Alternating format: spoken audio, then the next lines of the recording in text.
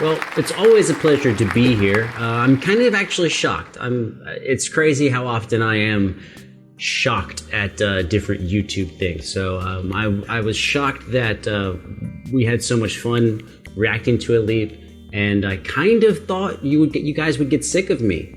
Like, you know, insecurity, I guess. But I love hearing his playing, and apparently you like being here. So let's keep doing it. I mean, it's weird because like I've been talking about guitar 8 hours a day for 20 years, but apparently like you like guitar, so it's just kind of awesome.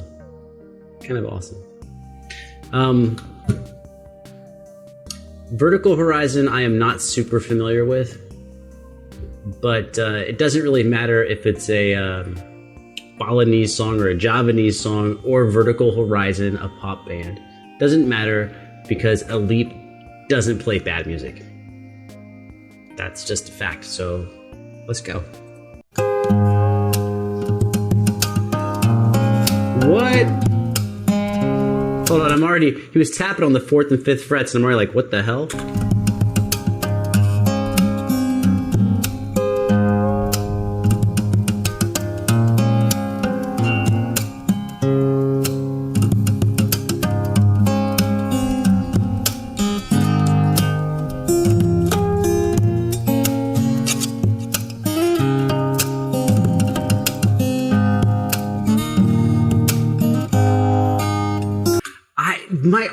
I can only guess, y'all. I'm at this, you know, some things I'm not going to lie to you until I know exactly what he's doing. I think he's tapping on the strings to have more like a snare drum effect, like a different sound of percussion. But why is he doing it on 4 and 5 is something we haven't really talked about. We talked about the 3 main harmonics, which are on the 5th fret, the 7th fret, and the 12th fret, which are actually all equal divisions of the string. The 5th fret is 1/4 of the string length, the 7th fret is 1/3 of the string length, and the 12th fret is 1/2 of the string length. However, there are other harmonics available, and there is one on the 4th fret. I don't know if you can hear it.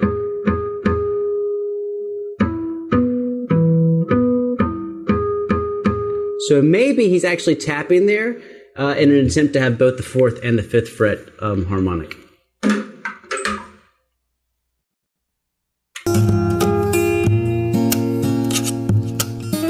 I like that.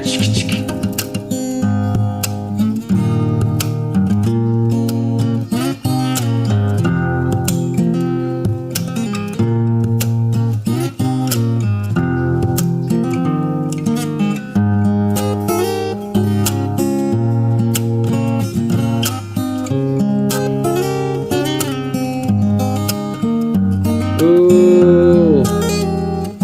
One thing I really like that he's doing, makes me think I should do it more often, is I have a tendency to take my entire hand and hit the guitar, hit the strings for the sound.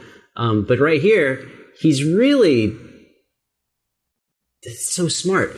He's keeping his fingers curled so they're ready to play, and he's taking his thumb and hitting the low 6th string for some percussion. Right? He's doing it like over and over again.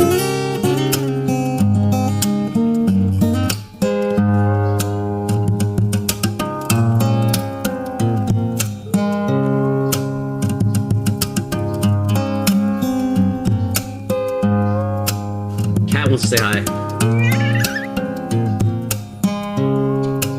What are you doing?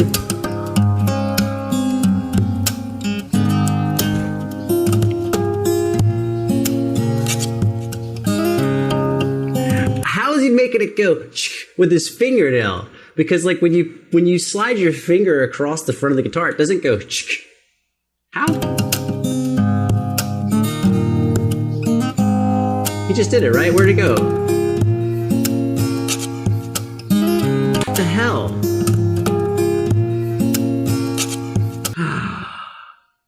He's not using one finger. I can't, until I try to do it myself, I'm not sure if he's using 2 fingers. He might be using all 3. I call this the turtle hand, Teenage Mutant Ninja Turtles, your turtle fingers. Because if you look at the Teenage Mutant Ninja Turtles, they only had a thumb and two opposable fingers. But anyways, he might be using all three. So he's kind of pushing. Maybe he's pushing with the middle and then transferring to the first and then the thumb. And because you have three different digits, chances are the fingernails, your fingers sound a little different, which gives that variety in the.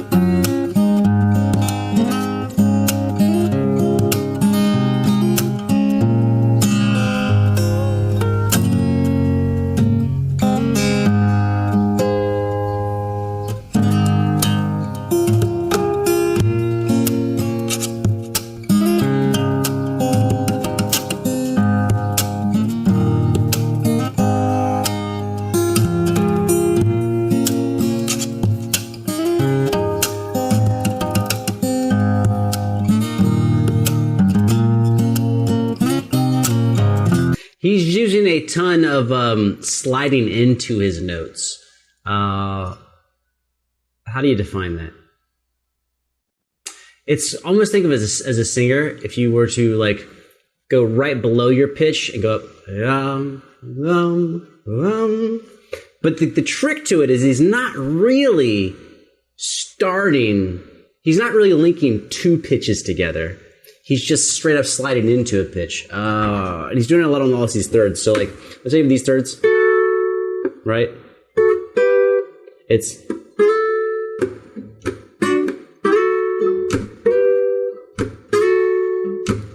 like my starting note is really, I mean, I know where my fingers are when I'm playing, but you don't really hear the start. You hear the slide and the end.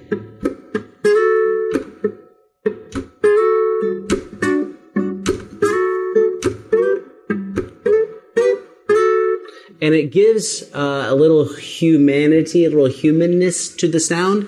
And it also can prevent your music from sounding, I don't know how to say this.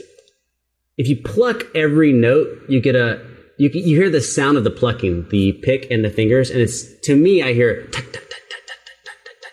if you just pick all the notes, and so slides kind of undo that. Can I give a stupid example? I don't know. So you're playing I'm not going to have a good example. Hear that sound is in front of every note. So you use dynamics, right? Or slide it.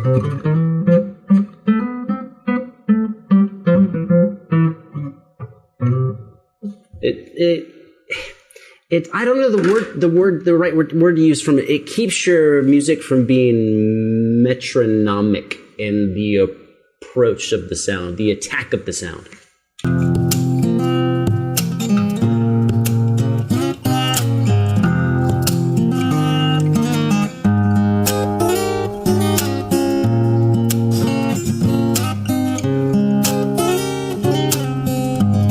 I mean, those are all really good examples of what I was just saying.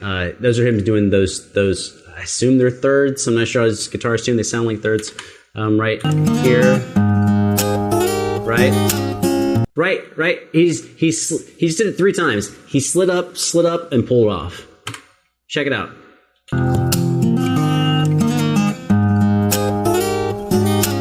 3.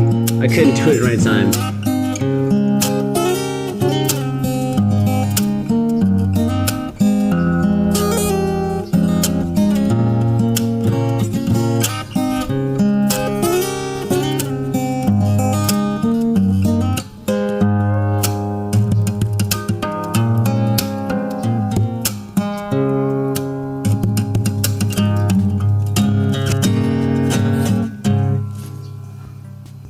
Man said his back, my back itches, bruh. I got itchy back.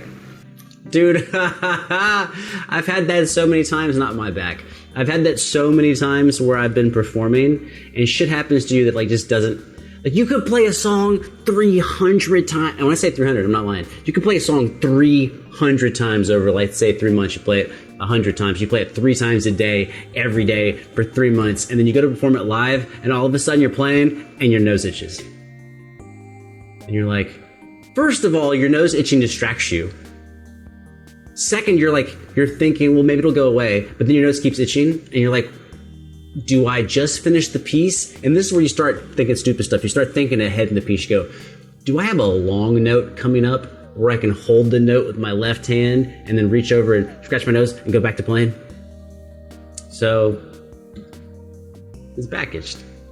Dude, that stuff happens all the time. All the time. You need to cough, you need to sneeze, you need to use the bathroom, your head itches, nose itches, you get something stuck in your throat. You're like, how do I even have anything stuck in my throat? I'm just sitting up here on stage playing something, but things happen. Anyways, I'm just talking. We already talked about the video. I will say that behind the nut string bend, well, I'm not reaching for the acoustic. You know how the behind the nut thing, you reach behind the nut, you grab it, and you bend it, and it goes up and down. Even that is, in my opinion, a decoration. Which decorations are good, and the way to think of, you can call them decorations, you can also call them ornaments, ornamentation. They're just ways to liven up music. You could, okay, another way you could think of ornaments are non-essential. Ooh, I don't think. Let's see here. 3 notes. If that's my melody, how can I ornament them? Yeah, hold on.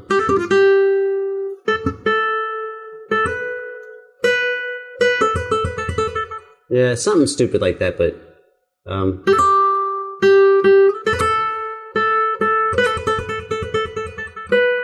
it's still essentially, you can slide to it. You can pull off from a higher note. Right? Those are just different ways of ornamenting your note. You can go from below to above and back down. I missed, but you get it. Right. And those are just different ways of decorating the... Does that make sense? To you have an essential element. Oh, I know the best way. Take a sentence. My jazz teacher in high school said this, that you could think of your essential elements as the most basic parts of a sentence. So what's a really short sentence where every note, every word makes sense? I went to the store. And you went to the store. Who went? I went. Where'd I go? I went to where? The store. All those words are really essentially important to the sentence. Just like a melody, a main melody has essential elements. Now we can add adjectives and adverbs to the sentence. Go like, I quickly went to the dirty store. Now, what are the words we added? Quickly and dirty. Now, what does the sentence quickly and dirty mean? Not very much. Not very much. So your ornaments are these adjectives and adverbs that you use to decorate your primary nouns and objects in a sentence. 1,300 videos, that's never come up. Cat's not impressed. All right, I'm out of here. Y'all take care. I'll see you so soon.